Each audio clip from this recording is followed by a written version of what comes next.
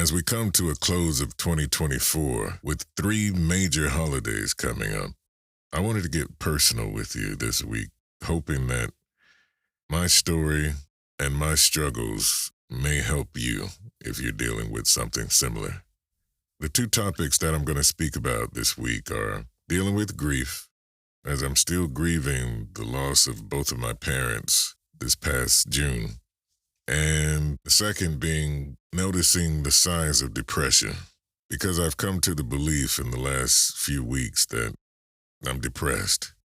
This is my story. This is my struggle right now. And for those of you who may be suffering in silence, only you know about it, I just want you to know that you are not alone and that it's okay not to be okay. But please seek help. Talk to someone you can trust, because the alternative is something that none of us want. Welcome to Wisdom from the Porch with GP, where heartfelt stories meet timeless advice. Now let's embark on this journey together, shall we? Grief hits different when it's personal. Grief is one of those things that feels impossible to put into words. It's messy, overwhelming, and honestly, one of the hardest things any of us will ever face. This episode is close to my heart because my family and I recently went through something that shook us to the core. Losing both my parents and planning a double funeral for two people who were the pillars of my life wasn't just heartbreaking, it was soul-crushing. And while there's no easy answer when it comes to navigating grief, I've learned a few things in the last few months that I wanted to share with you. If you've ever experienced the loss of a loved one, or if you're supporting someone who has, this episode is for you. We're diving into the raw reality of grief, how to make sense of the heartbreak, and how to begin finding light, even if it feels impossible right now. Because while grief does change you, it doesn't have to take away your ability to heal and grow. One truth that nobody tells you about grief is that it's not linear. You don't wake up one day and magically move on.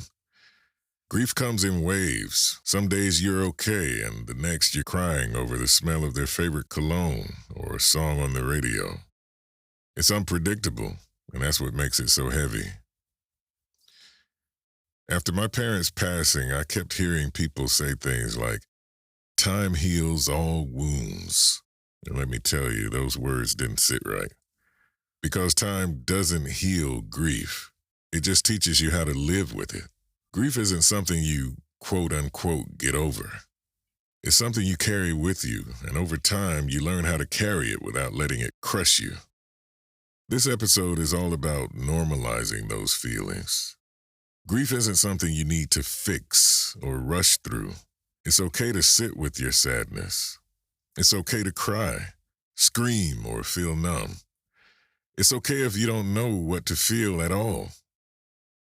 One of the hardest parts about grieving is the world doesn't stop. Everyone else keeps going to work, posting on Instagram, making plans, while you're stuck in this fog of heartbreak. It can feel isolating, like nobody really gets what you're going through. I remember after the funeral, the cards and flowers stopped coming. People stopped checking in. That's when the loneliness hit the hardest, because while my grief was still raw and heavy, the world around me had already moved on. And the thing is, no one talks about what happens after the initial shock of loss fades. The real conflict is learning how to live in a world that doesn't feel the same anymore. How do you go back to work, show up for friends, or even make dinner when everything feels pointless?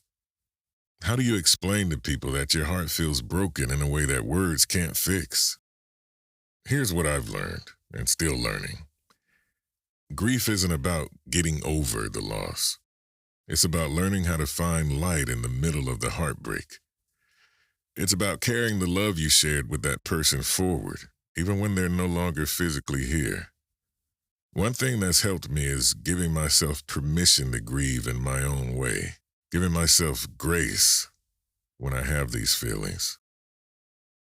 Grief doesn't look the same for everyone, and that's okay. For some, it's journaling.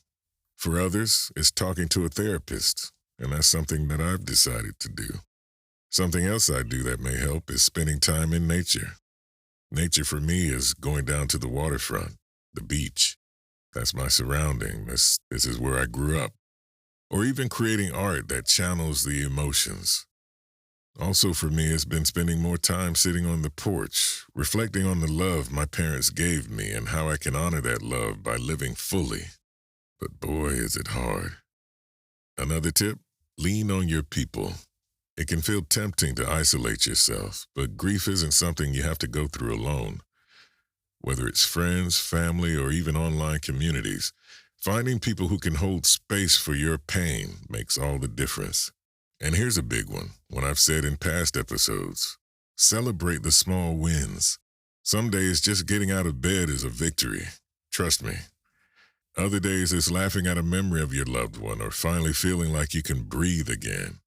Those moments of light don't erase the grief, but they remind you that healing is possible, even in the tiniest steps. The purpose of this episode is to remind you that grief isn't the end of your story. It's a chapter.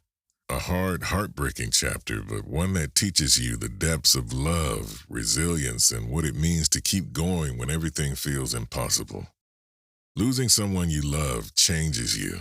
It leaves a hole in your heart, but it also leaves you with their legacy, the lessons they taught you, the memories you shared, and the love that will always be a part of you. If you're grieving, know this. You don't have to have it all figured out. There's no right or wrong way to mourn, and healing doesn't have a deadline. Give yourself grace. Allow yourself to feel the sadness, but don't forget to look for the light too. In the words of my parents, who I carry with me every day, life is precious. Don't waste it worrying about what you've lost. Celebrate what you've had and use it to make the most of what's ahead. That's the wisdom I'm sharing with you from the porch today. Let's carry our love forward. And that's our time today. Thank you for joining me on this journey. If you'd like to get in touch with me, email me at chatswithgp@gmail.com and follow me on my socials under the name thatbassvoice. And remember, no matter where life takes you, from my heart to yours, keep thriving.